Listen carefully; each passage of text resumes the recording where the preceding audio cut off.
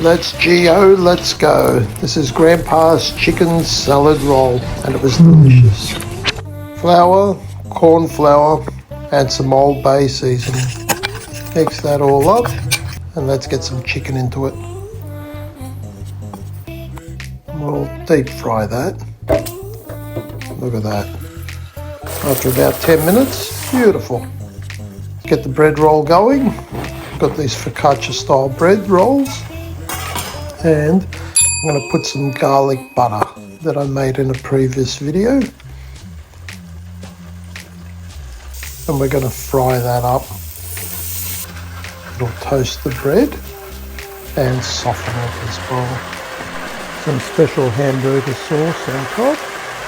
Spread that out nicely. Let's put that chicken in there.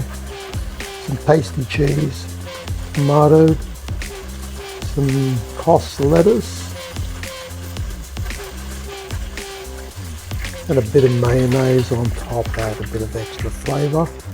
Let's cut this thing up. Look at this. Yum. Let's have a good bite of this.